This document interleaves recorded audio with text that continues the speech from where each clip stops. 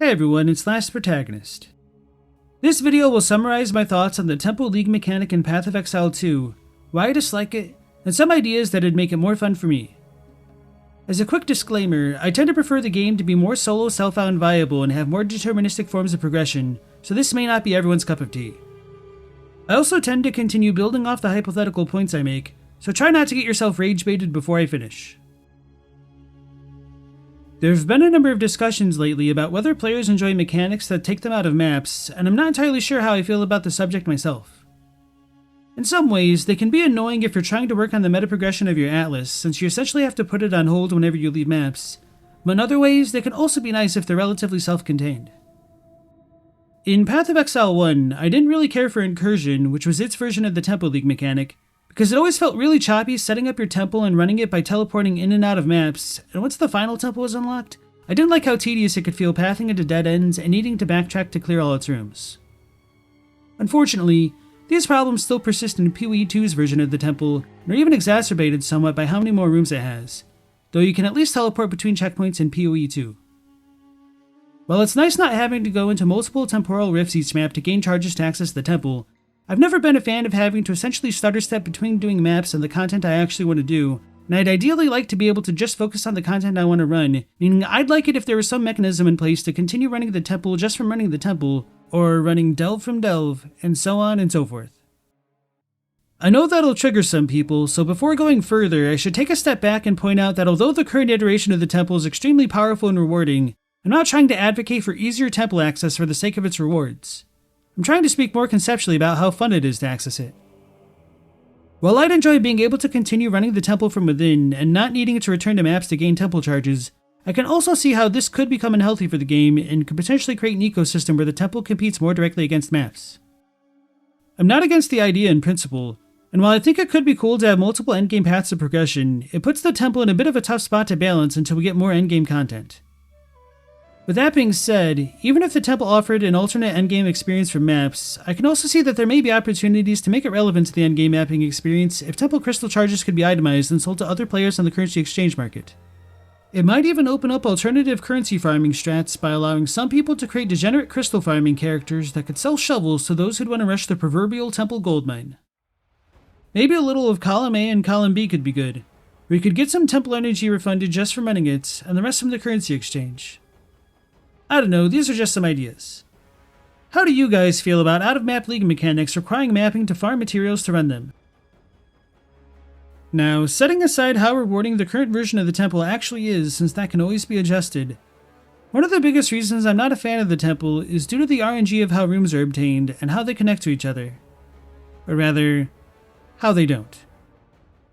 I don't find it fun, and I don't find it rewarding to be unable to place a room next to another room for some unknown reason when other ones can. It always ends up feeling really bad how much of a temple's layout progression is at the mercy of RNG considering how much time needs to be invested in to continue building it.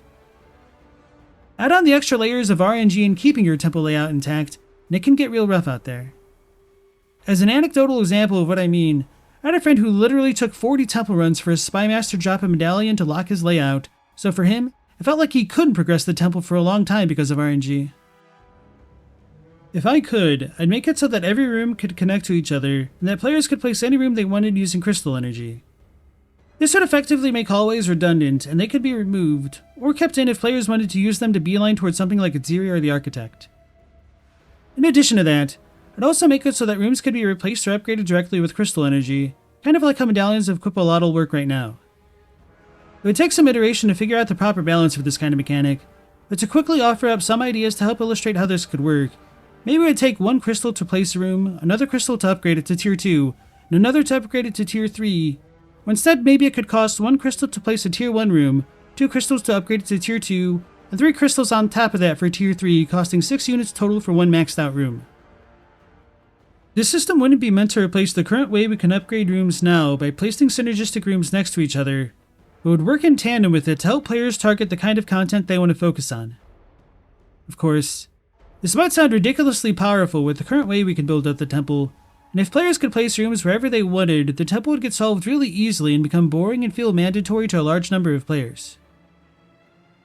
Thus, instead of building the temple one room at a time, it might be more interesting to have a temple layout that's already generated for the players to enter, and they could use their crystal energy to alter the rooms that are already in it. This would give players the opportunity to focus on specific rewards, such as deterministically grafting prosthetic limbs onto their characters by upgrading sacrificial altars, or the opportunity to improve synergies between rooms for greater overall rewards. Special rooms could remain as they are, and although I'd really want a bit of a UI update to make it clearer which rooms synergize with which, it may not feel as necessary if players could get the direct feedback of trying to place each room type next to the other. While I really like the way medallions interact with the temple, it can feel a little boring knowing they won't go into effect until your next run. Instead, it might be more fun and interesting if they'd interact with your current temple run, giving players more reason to also consider the order in which they clear the rooms for rewards, but I'm not particularly married to this idea. Now, I'm not sure what size the temple should be if players are given a random amount of predetermined rooms, but with the current way modifiers can stack, having 81 rooms feels a little excessive, and it can also become a bit of a slog grinding through the entirety of a well-built temple to boot. Maybe the temple would feel better as a 6x6 grid with a few blank spots and isolated special rooms that reset after each run to help give GGG more opportunities to balance its overall power, but who knows. One potential downside of this idea is that players won't be able to build up their temple over a longer period of time, but hopefully being able to target farm for some specific rewards would make up for it. While a part of me would like for there to still be medallions which prevent room destabilization, there'll always be the concern that by continuing to freeze one's temple layout, it'll make the top end of temples too overpowered for endgame progression and the in-game item economy. I don't know the best way to scale the temple throughout the course of the game, but one idea that stands out to me now would be having it scale with item level, so during the campaign you'd have fewer rooms to work with, making the temple a lot easier to manage, whereas in the endgame, they'd feel more rewarding and fleshed out.